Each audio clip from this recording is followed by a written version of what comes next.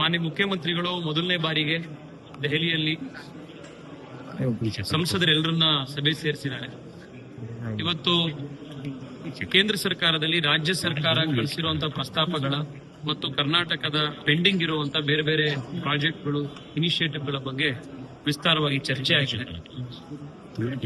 ರಾಜ್ಯದ ನೀರು, ನುಡಿ, ಭಾಷೆ ಈ ಎಲ್ಲ ವಿಷಯಗಳು ಬಂದಾಗ ಪಕ್ಷಾತೀತವಾಗಿ ಕೇಂದ್ರ ಸರ್ಕಾರದ ಹತ್ರ ರಾಜ್ಯದ ಹಿತಾಸಕ್ತಿಯನ್ನು ಕಾಪಾಡುವಂಥದ್ದು ನಮ್ಮೆಲ್ಲರ ಕರ್ತವ್ಯ.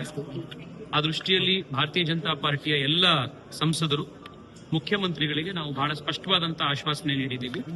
ಯಾವುದೇ ರಾಜ್ಯದ ಇಶ್ಯೂ ಬಂದಾಗ ನೀವು ಯಾವುದೇ ಪ್ರಸ್ತಾಪವನ್ನು ಕಳಿಸಿ ಕೇಂದ್ರ ಸರ್ಕಾರದ ಸಪೋರ್ಟ್ ಅನ್ನು ತಗೊಳ್ಬೇಕು ಅಂತಿದ್ದಾಗ ನಾವು ರಾಜ್ಯ ಸರ್ಕಾರದ ಜೊತೆಗೆ ಸಂಪೂರ್ಣವಾಗಿ ನಿಂತು ಸಹಕಾರ ಮಾಡ್ತೀವಿ ಎನ್ನುವಂಥದ್ದನ್ನ ಮೀಟಿಂಗ್ ನಲ್ಲಿ ಬಹಳ ಸ್ಪಷ್ಟವಾಗಿ ತಿಳಿಸಿ. ಹಲವು ಅನುದಾನಗಳ ಬಗ್ಗೆ ಅವರು ಹೇಳ್ತಾ ಇದ್ರು, ಬರಗಾಲದಿರ್ಬೋದು ಅಥವಾ ಈ ಹಿಂದೆ ಪ್ರಾಜೆಕ್ಟ್ಗಳಿಗೆ ಸಾಕಷ್ಟು ಸಾರಿ ಮನವಿ ಮಾಡಿದ್ರು ಕೂಡ ಕೇಂದ್ರ ಸರ್ಕಾರ ಸ್ಪಂದಿಸ್ತಾ ಇಲ್ಲ. ಎಸ್ಪೆಷಲಿ ನಮ್ಮ ಸಂಸದರು, ಕರ್ನಾಟಕ ಸಂಸದರು ಹೇಳಿರ್ತಾರೆ.